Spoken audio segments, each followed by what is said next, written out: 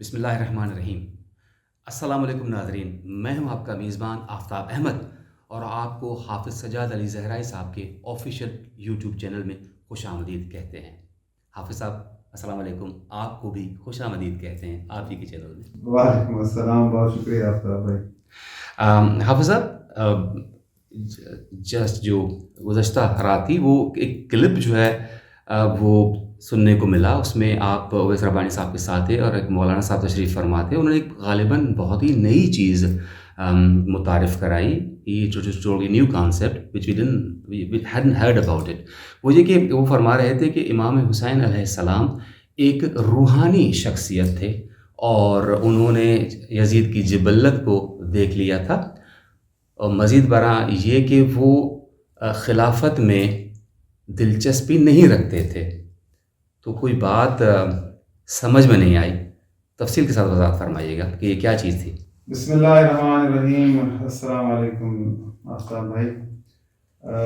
فقط آپ ہی نہیں، میرے خیال سے جن لوگوں نے دیکھا ہے انہیں بھی یہ بات سمجھ میں نہیں آئی ہوگی اور وہ بھی پریشان ہو گئے ہوں گے کہ یہ ایک نئی بات سن لی۔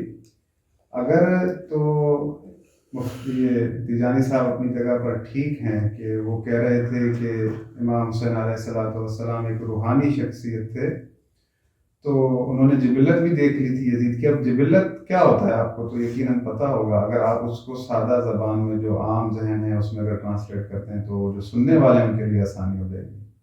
جی، انسٹنکٹ، یعنی کہ ایک بندے کی جو فطرت، ہم عادت کی بات نہیں کر رہے، ہم فطرت کی بات کرتے ہیں کہ ایک بندہ، ایک انسان، ایک شخص، ایک فرد جس طرح سے ہے وہ کس طرح سے بیہیو کرتا ہے، اپنے اندرونی جو اس کے اسٹیمولائی ہوتے ہیں، اندرونی جو ٹریگرز ہوتے ہیں، اندر اس کے جو چیزیں اٹھ رہی ہوتی ہیں، ان پہ وہ کس طرح سے رد عمل کر رہا ہوتا ہے، ریسپونڈ کر رہا ہوتا ہے، تو اس کو ہم کہتے ہیں جبلت۔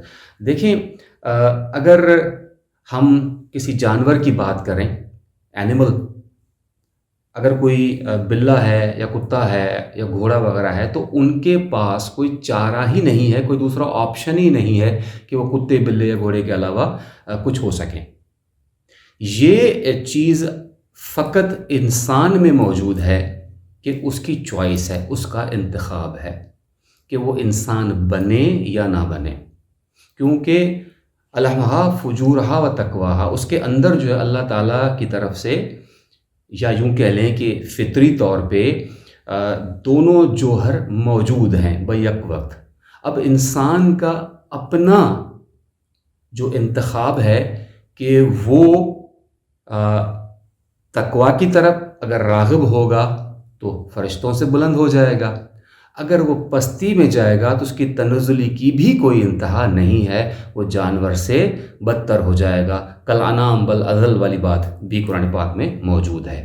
تو جبلت کو مختصراً ہم یوں سمجھ لیں کہ جس طرح سے انسان ہوتا ہے فطری طور پر، اس کو ہم انسٹنکٹ یا جبلت کہہ سکتے ہیں۔ بہت اچھی تشریح کی آپ نے، میں چاہ رہا تھا کہ آسان زبان میں جو ہے، عوامی زبان میں آپ جو ہے سمجھائیں اس بات کو۔ تو یہاں پر جو ہے نا چند سوالات اٹھتے ہیں کہ اگر امام حسین علیہ السلام کے لیے جملہ کہا گیا کہ وہ روحانی شخصیت تھے، انہوں نے یزید کی جبلت دیکھی تھی، یعنی وہ، ہم تو اس چیز کا عقیدہ رکھتے ہیں کہ امام جو ہے وہ امام ہی کیا، وہ خلیفہ خدا ہی کیا جو اپنی رعایا کو نہ پہچانے۔ سبحان اللہ۔ تو یہ جملہ امیر المومنین علی علیہ السلام کا ہے۔ تو یہاں پر جب یہ ان کی بات بھی ٹھیک ہے، اس بات میں کوئی شک نہیں ہے کہ امام حسین جبلت جانتے تھے یزید کی، اور وہ روحانی شخصیت یقیناً تھے، یقیناً یہ ان کی شخصیت کا محض ایک پہلو ہے۔ اب بات یہ ہے کہ جس طرح سے علامہ صاحب نے امام حسین کی شخصیت کو پہچانا، میں یہ کہہ رہا ہوں کہ یہ اسی طرح سے اے کاش اصحاب رسول خدا پہچان لیتے کہ ان میں یہ کمالات ہیں کہ یہ جبلت کو بھی دیکھ لیتے ہیں، تو آج ہم کربلا میں جو واقعات ہوئے یہ نہ ہوتے، اور جو ہے ان کے مقام و معرفت کو پہچانتے ہوئے یزید کے بجائے لوگ امام حسین کو بٹھاتے مسند خلافت پر۔ وہ تو اللہ کی طرف سے خلیفۃ اللہ ہیں، اور جیسا کہ آپ نے عرض کیا کہ انہوں نے طلب نہیں کیا تھا، کہ آپ نے سوال میں پوچھا یہ بات علامہ صاحب نے بھی کہی تھی کہ انہوں نے طلب نہیں کیا. دیکھیں خلیفہ خدا جو ہوتا ہے اللہ کی طرف سے منصوص ہوتا ہے، لوگوں کا یہ کام ہوتا ہے اس پر ایمان لے کر آئیں اور اس کی اطاعت کریں.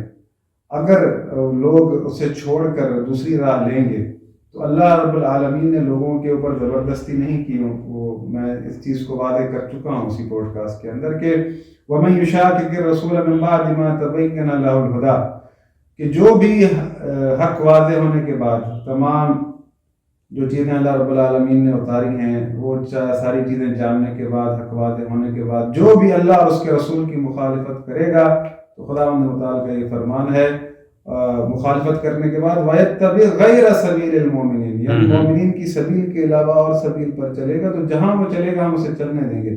وَنُصْلِهِ جہنم، پھر آخر میں جہنم میں ڈال دیں گے. تو امام حسین علیہ السلام واقعاً وہ شخصیت ہیں، وہ تو خلیفۃ اللہ ہیں، انہیں طلب تو نہیں ہے.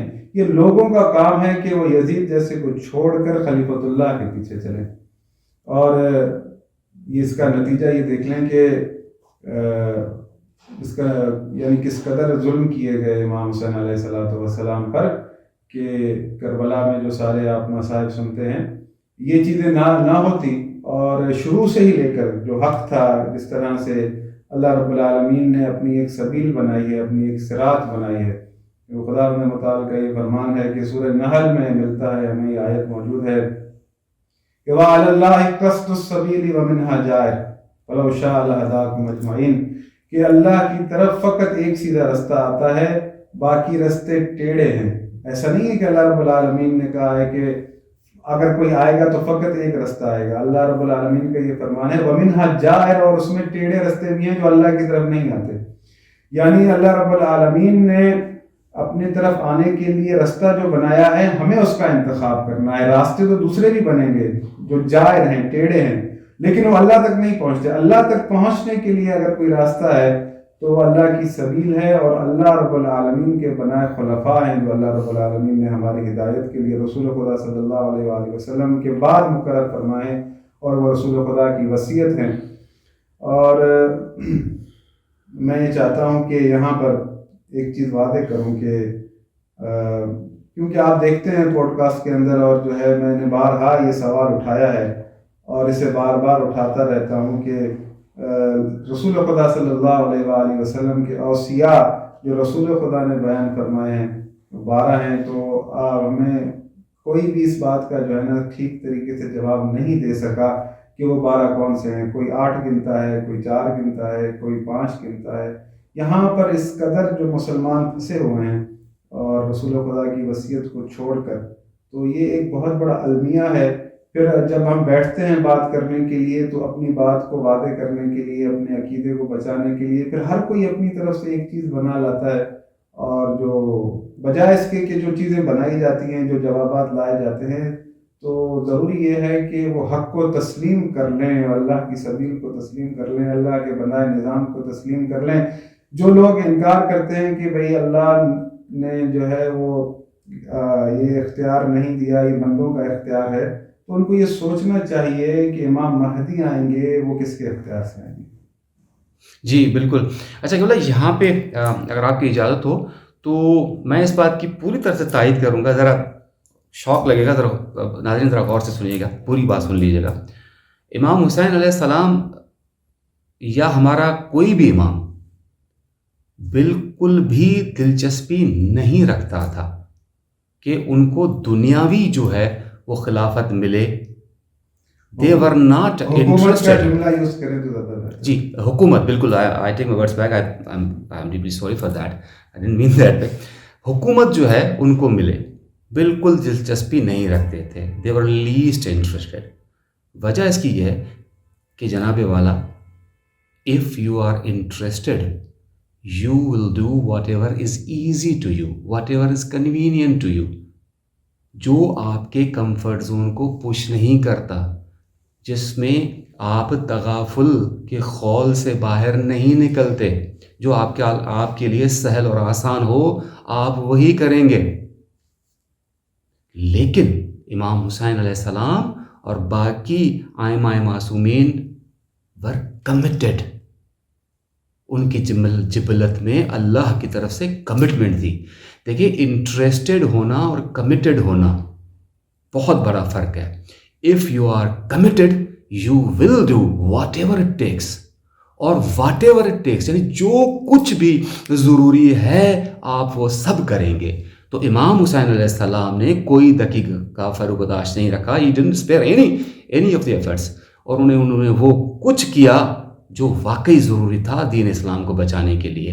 جو آپ کربلا میں مصائب سنتے ہیں، جیسے قبلہ صاحب نے فرمایا، وہ مصائب اس کمٹمنٹ اور اس کنوکشن کا اظہار تھے. جی بالکل آفتاب بھائی، بالکل آپ نے صحیح فرمایا. دیکھیں ایک چیز ہمیں سوچنی چاہیے کہ رسول خدا صلی اللہ علیہ وآلہ وسلم نے اگر وصیت کی ہے، یہ وصیت کرنا بہتر ہے یا وصیت نہ کرنا بہتر تھا؟ اگر ہم دیکھیں کہ بھئی وصیت اگر کرنا، اچھا وصیت جو ہے علماء خلفاء کے بارے میں یعنی کہ ائمہ کے بارے میں آپ کہہ رہے ہیں، تو کہیں پہ لفظ وصی استعمال ہوتا ہے، کہیں پہ خلیفہ استعمال ہوتا ہے، مطلب یقیناً ایک ہی ہوگا. تو وہ وصیت کی ہے انہوں نے، یقیناً وصیت انہوں نے کی ہے. اب جو رائج ہے عقیدہ مسلمانوں کے اندر کہ انہوں نے وصیت نہیں کی، تو میں اسی پر بات کرنا چاہ رہا تھا کہ آیا وصیت کرنا بہتر تھا یا وصیت نہ کرنا بہتر تھا؟ وصیت کرنا یقیناً بہتر تھا. ایک عام جو عقل ہے جو فوری سے بتا دی ہے وہ یہی ہے. تو اس میں پھر کیوں جو ہے اس طرح کا تذبذب، کنفیوژن کیوں ہے؟ دیکھیں نا، یہاں پر جو ہے نا ایک چیز سمجھنے کی ہے تمام لوگوں کے لیے کہ اگر رسول خدا صلی اللہ علیہ وآلہ وسلم نے وصیت نہیں کی، لوگوں پر چھوڑا، تو اس سنت کو قائم رکھا جانا تھا. لیکن اس سنت کو بدلا گیا فوراً پہلی خلافت کے بعد، اور فرد کے نام سے جو ہے نا پھر دوسری خلافت کو چنا گیا.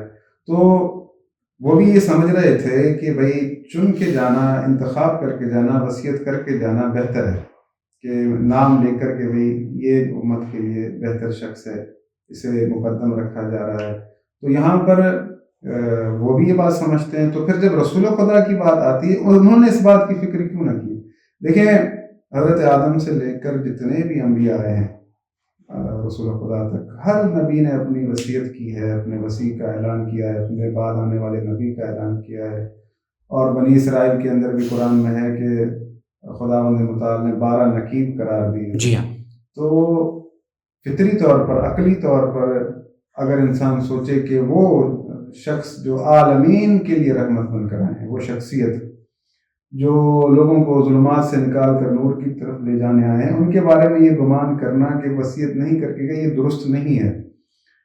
اور عقل اس بات کو تسلیم نہیں کرتی، کیونکہ جب وصیت کی جاتی ہے تو وہ وصیت ہوتی ہے آپ کو تمام فتنوں سے دور کرنے کے لیے، وہ وصیت ہوتی ہے آپ کو مشکلات سے دور کرنے کے لیے، وہ وصیت ہوتی ہے آپ کو ہر چیز کی آگاہی دینے کے لیے، تاکہ آپ بعد میں کسی مشکل میں نہ پڑیں، کسی فساد میں نہ پڑیں، کسی لڑائی میں نہ پڑیں. اچھا قطع معافی چاہتا ہوں، کیونکہ ایک جو ورژن ہے، جو زاویہ ہے ان تمام تاریخی باتوں کا، وہ یہ ہے کہ I'm not saying it's right or wrong, it's just a view point.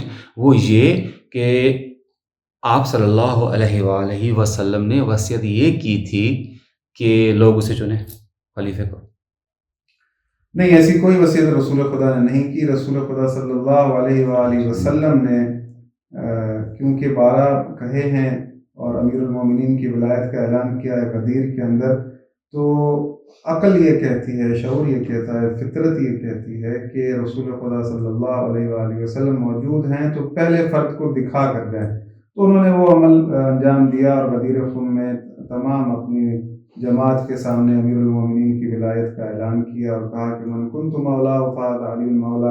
اور اس چیز کو جو ہے وہ تمام مکاتب فکر مانتے بھی ہیں، کوئی انکار نہیں کرتا اس کا، لیکن وہ تعویلات کرتے ہیں کہ یہ اس کے معنی اس طرح سے، اس کے معنی اس طرح سے. تو یہاں پہ جو ہے نا صرف کیا غدیر خم پہ نہیں، جگہ جگہ ہر موقع پہ دعوت ذل عشیرہ سے لے کر آخری لمحے تک وہ کئی بار، اور طرفین کی کتب میں یہ چیز جو ہے صحیح اسناد کے ساتھ، حسن اسناد کے ساتھ موجود ہے کہ وہ فرماتے رہے کہ میرے بعد میرا جو وصی ہے، میرا جو ہے خلیفہ ہے، وہ مولا علی علیہ السلام ہے. تو صرف ہم فوکس کر رہے ہوتے ہیں، توجہ دے رہے ہوتے ہیں غدیر خم کے اوپر، حتیٰ کہ this is just one of the very important occasions جن پہ آپ صلی اللہ علیہ وسلم نے اس طرح سے کیا تھا.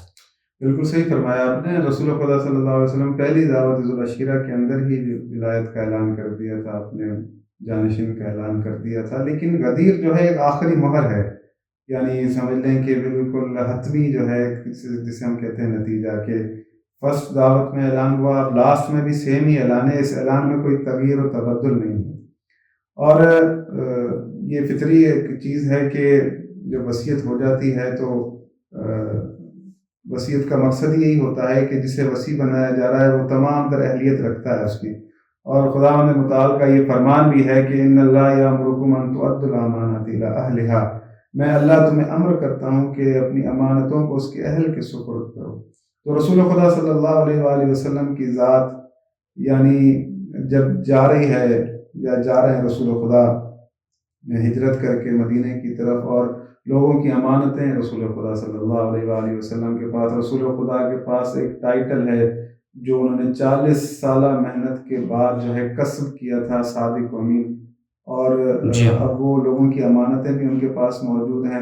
رسول خدا کو ہجرت بھی کرنی ہے اور امانتیں بھی لوگوں کی ان کو لوٹا کر دینی ہیں. تو رسول خدا صلی اللہ علیہ وآلہ وسلم کو اگر کوئی اس وقت یعنی امین ملا اس ٹائٹل کو بچانے کے لیے، تو وہ ذات امیر المومنین تھی، جسے رسول خدا مدینہ میں چھوڑ کر، مکے میں چھوڑ کر گئے مدینہ کی طرف اور اپنے بستر پر سلایا، اور امیر المومنین نے اس بستر پر سو کر اللہ کی مرضی خریدی. یہ تو ساری باتیں آپ نے سن رکھی ہیں فضائل کے اندر، لیکن میرا جو اصل ہدف ہے وہ یہ ہے کہ چناؤ رسول خدا صلی اللہ علیہ وآلہ وسلم کا، کہ امانت ٹائٹل بھی بچانا ہے اور امانتیں بھی پہنچانی ہیں. جو فرد چنا ہے رسول خدا کی ذات نے، وہ ذات امیر المومنین علی بن ابی طالب ہے، جنہوں نے امانتیں بھی لوٹائی ہیں اور امانتیں لوٹا کر وہ واپس مدینہ کی طرف ہجرت کر کے بھی. دیکھیں، یہ انتخاب جو ہے صرف رسول خدا صلی اللہ علیہ وآلہ وسلم کا نہیں ہے. یقیناً وما ینطق عن الہوا کے جو مصداق ہیں یہ اللہ کی طرف سے مولا علی کو. اور دیکھیں کہ کیا زبردست ہم آہنگی ہے اللہ اور اس کے رسول میں. جیسا اللہ چاہتا ہے اللہ کا رسول بھی ویسا ہی چاہتا ہے. دونوں کا مشترکہ محبوب ہے مولا علی علیہ السلام. تو دونوں کی جو رائے ہے ایگزیکٹلی وہ سیم ہی ہے. اور یہی جو دونوں کا مطلب ہے اللہ اور اس کے رسول صلی اللہ علیہ وآلہ وسلم کا، کہ امامت جو ہے، آپ نے اہلیت کی بات کی، میرٹ، اسلام دین ہی میرٹوکریسی کا ہے، خالصتاً pure and I am sorry ruthless merit. تو اس میں جو اس کا اہل ہے وہی خلیفہ اور امام بنے گا. اس میں جو ہے اس کا رد جو ہے کوئی نہیں ہو سکتا، کہ میرٹ کے خلاف اسلام کبھی نہیں گیا اور نہ ہی یہ کوئی پسندیدہ عمل ہے. ہمارے لیے بھی یہ مشعل رہا ہے. دیکھیں، آپ جو اس دنیا کے لوگ ہیں وہ کوئی ادارہ بناتے ہیں، کوئی انسٹیٹیوٹ بناتے ہیں، کوئی آرگنائزیشن آپ بناتے ہیں، تو آپ جب کوئی اپنے لیے ایک چیز بنا رہے ہیں، کوئی ادارہ بنا رہے ہیں، تو اس کو جب آپ اس کی چاہتے ہیں کہ ایڈمنسٹریشن کسی کے حوالے کریں، تو کسی اہل کو ڈھونڈتے ہیں جو اس کے اہل ہوتا ہے اس ادارے کو چلانے کا، اس آرگنائزیشن کو چلانے کا.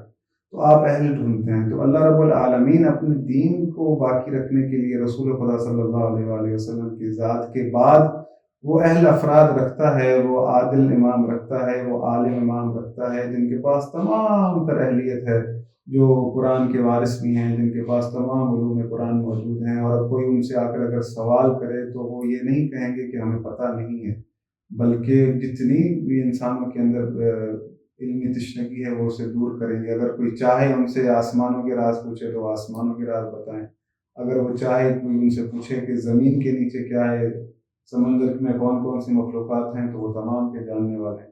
تو اللہ رب العالمین نے وہ اہل افراد ان کو چنا ہے رسول خدا کے اپنے اہل بیت میں سے، اور ان کو انتخاب کیا ہے انسانوں کی ہدایت کے لیے. رسول خدا صلی اللہ علیہ وآلہ وسلم نے ان کی وصیت فرمائی ہے، یہی ہمارا ایک پیغام بھی ہے کہ رسول خدا صلی اللہ علیہ وآلہ وسلم کی وصیت ہے کتاب و اہل بیت۔ اچھا قبلہ، یہاں پہ خوبصورت گفتگو فرمائی آپ نے. ہم اپنے جو ہے گفتگو کو سمیٹتے ہوئے واپس جو ہمارا پہلا سوال تھا، بنیادی سوال اس پہ آ جاتے ہیں کہ امام حسین علیہ السلام روحانی شخصیت تھے.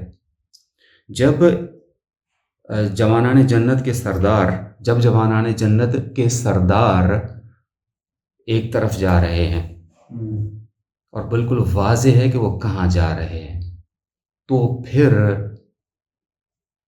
اکثریت نہیں، تقریباً تمام لوگ دوسری طرف کیسے ہو گئے؟ ان کو پتہ نہیں تھا کیا، یا کیا چیز تھی آپ کے خیال میں؟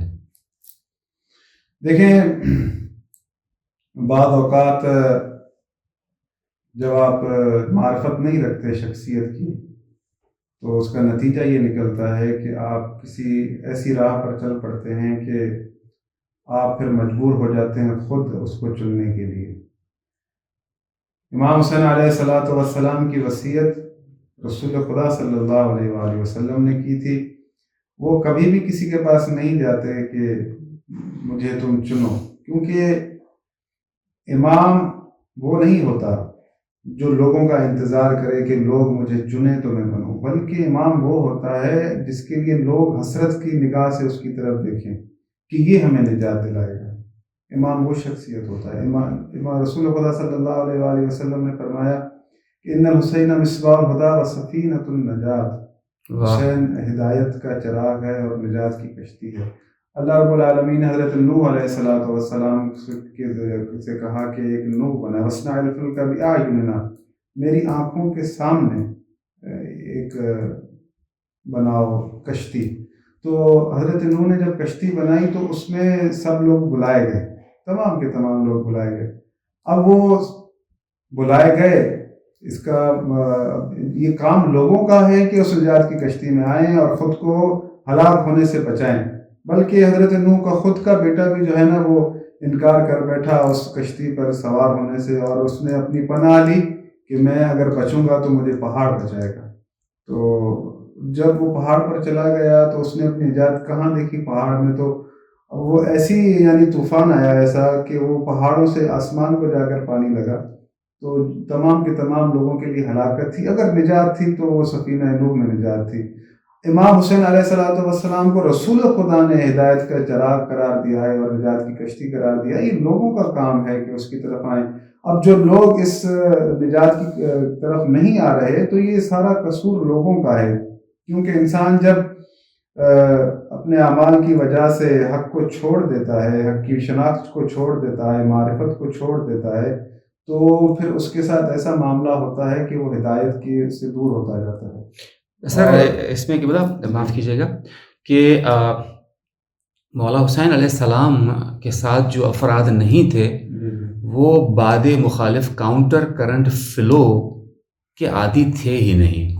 دیکھیں ایک کوگنیٹو بائس کی طرف میں ایک دفعہ پھر اشارہ کروں گا اگر آپ کی اجازت ہو تو. جی میں انتظار کر رہا ہوں کہ یہ جو آپ ہمیں سائنسی طور سے ہی بتاتے ہیں، مجھے ایک تو نام لینا بھی بڑا مشکل ہے، ایک دفعہ دوبارہ لیجیے گا. جی، کوگنیٹو بائس، ذہنی فطور، اپنی زبان میں میں نے ایک خود ساختہ سا ترجمہ کرنے کی کوشش کی ہے. ٹھیک ہے جی.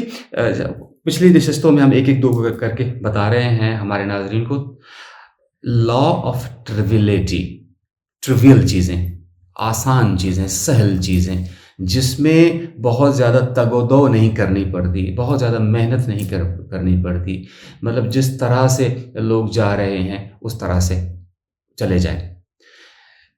اس میں ایک اور کوگنیٹو بائس آتا ہے، اس کو کہتے ہیں ہرڈ مینٹیلٹی. دونوں کو میں آپ کی خدمت میں واضح کرتا ہوں. لا آف ٹریویلٹی یہ ہے کہ آسان اور ایزی سہل چیزیں جس میں کمفرٹ زون کو پش نہیں کرنا پڑتا، ان کا انتخاب کر لیا جائے، ان کی طرف جایا جائے. تو امام حسین علیہ السلام کا ساتھ دینے میں یقینی شہادت سامنے تھی، سختیاں تھیں، وہ بھی انتہائی خطرناک قسم کی سختیاں، تو وہ سامنے موجود تھیں. تو جس طرح میں نے عرض کیا کہ جو بعد مخالف کے عادی نہیں تھے یا دین کو فقط جسے مولا حسین علیہ السلام نے کہا کہ منہ کا ذائقہ سمجھتے تھے کہ جناب ہم آسانی سے جو ہے جنت میں پہنچ جائیں، جہنم سے بچ جائیں، یہ والا اس خیال کے پیچھے، خیال خام کے پیچھے، اس زوم کے پیچھے کہ جناب حالات بہت مشکل تھے اور دین کے ساتھ چلنا یعنی مولا حسین علیہ السلام کی پیروی کرنا بہت زیادہ خطرناک تھا، گویا ایک آسانی، ایک خود ساختہ قسم کی ان کے پاس توجیہ جو ہے موجود تھی. It was nothing more than a lame excuse کہ ہم بچ جائیں گے. تو یہ تھا لا آف ٹریویلٹی. دوسرا یہ کہ بہت سارے افراد امام حسین علیہ السلام کے ساتھ نہیں تھے، تو دس گیو دیم یٹ اندر، ان کو ایک اور مل گیا بہانہ یا ایک توجیہ، ایک سبب، ایک ریزن کہ مولا حسین کا ساتھ نہ دیا جائے. سارے لوگ ایک طرف تو باقی جو بچے تھے وہ بھی اس طرف چلے گئے. دس از کالڈ ہرڈ مینٹیلٹی، ریوڑ والی خصوصیات. لیکن جناب والا ہم انسان ہیں، ریوڑ نہیں ہیں. ہم انسان ہیں، لہٰذا عقل و شعور رکھتے ہیں، عقل سلیم ہم رکھتے ہیں. ہمیں سوچنے سمجھنے کی صلاحیتیں دی گئی ہیں. Between stimulus and response we are free to choose. محرکات موجود تھے تو ان کا جو رد عمل ہے اس کا انتخاب خالصتاً ہم نے کرنا ہے، اور یہی ہماری جنت اور دوزخ کا فیصلہ کرنے والی چیز ہے. تو جو افراد امام حسین علیہ السلام کی شخصیت کو جس طرح آپ نے کہا معرفت رکھتے تھے، وہ سمجھتے تھے کہ جنت کہاں ہے، آپ صلی اللہ علیہ وآلہ وسلم کی رضا کس چیز میں شامل ہے، مولا حسین کا ساتھ دینے میں یا ان کا ساتھ نہ دینے میں. دیکھیں میں نے یہ نہیں کہا کہ یزید کی طرف ہو جانے میں. جب آپ کے پاس، میرے پاس یا ان افراد کے پاس جب انتخاب موجود ہے امام حسین یا بغیر امام حسین، تو جو صحیح راستہ ہے وہ خالصتاً امام حسین کا راستہ ہے، کشتی نجات، جس طرح قبلہ صاحب نے فرمایا. تو جناب والا دیکھیں حضرت نوح کا جو بیٹا تھا نا، اس نے پہاڑ کو اپنا سہارا بنایا. پہاڑ کس چیز کی علامت ہے؟ پاور، سختی. پاور جو ہے وہ دوسری طرف تھا. جو استعارہ قرآن مجید میں استعمال کیا گیا ہے وہ ہے پہاڑ کا، جبل کا، ماؤنٹین کا، اور دوسری طرف کمزور سی کشتی بحر تلاطم کے اوپر تیرتی ہوئی موجوں کے سہارے. تو جن لوگوں نے انکلوڈنگ حضرت نوح علیہ السلام کا بیٹا اس پہاڑ مضبوط، بظاہر مضبوط چیز کا سہارا لیا اور اللہ کی بنائی ہوئی کشتی، ان کے حکم سے بنائی، اس کے حکم سے بنائی ہوئی کشتی کو ٹھکرا دیا، ڈوب گئے. بعین ہی ایگزیکٹلی ویسے ہی مولا حسین علیہ السلام کا جو راستہ تھا، جو راستہ اب بھی وہی ہے، ان کو جو ان کے راستے کو جنہوں نے چوز کیا، انتخاب کیا، وہ نجات یافتہ ہیں، وہ کشتی نجات کے سوار ہیں. تو بسم اللہ مجریہ مرسا پڑھ کے مولا حسین کی کشتی میں جو سوار ہوئے وہ فائزون میں سے ہو گئے، اور جنہوں نے ان کو ترک کیا وہ اسفل السافلین کے درجے پہ چلے گئے. میں نے کوشش کی ہے کہ اس کو ایکسپلین کر سکوں، باقی آپ روشنی ڈالیے. نہیں دیکھیں بالکل بہت اچھا ایکسپلین کیا آپ نے، مولا آپ کی توفیقات خیر میں اضافہ فرمائے. خدا متعال نے پوائنٹ کیا ہے ان ھذا صراطی مستقیم، یہی میری سیدھی راہ ہے، فاتبعوہ، اسی کی اتباع کرو، ولا تتبعوا السبل فتفرق بکم عن سبیلہ. سبل سبیل کی جمع ہے. خدا متعال نے کہا کہ میری صراط کی اتباع کرو، مختلف سبیلوں کی اتباع نہ کرو، ایک سبیل کی. یعنی سبیلیں موجود رہیں گی، ایسا نہیں ہے کہ کوئی اور سبیل نہیں ہوگی. اللہ یہ چاہتا ہے کہ میری سبیل کی اتباع کرو.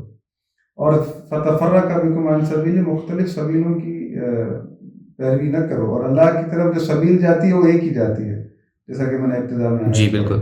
تو اللہ کا جو اگر راستہ ہے، اللہ کی جو ہدایت ہے، اللہ کا جو نور ہے وہ محمد اور محمد اللہم علیہ صلی اللہ السلام ہے. علیہ اللہ کا اگر دین ہے، دین اسلام کی عزت کا اگر کوئی نام ہے تو وہ امیر المومنین ہے، سیدہ زہرا ہیں. وسلم. شرف اسلام کا کوئی نام ہے تو وہ امام حسن مشتبہ ہیں، امام حسین ہیں. یہ عزت اللہ ہیں، یہ اللہ کی عزت ہیں. ان کے وسیلے سے اللہ رب العالمین کی بارگاہ میں عام انسان کو عزت ملتی ہے کہ یہ کلمہ طیبہ ہیں، ان کے ذریعے سے انسان عزت حاصل کرتے ہیں. تو یہ جو شخصیات ہیں، ان کی پیروی، ان سے محبت، یہ سب خدا بند متعال بندوں سے چاہتا ہے. اللہ رب العالمین نے ایک رستہ بنایا ہے اور لوگوں کے لیے اوپر جبر نہیں ہے، اس لیے راستے بہت سارے آئیں گے.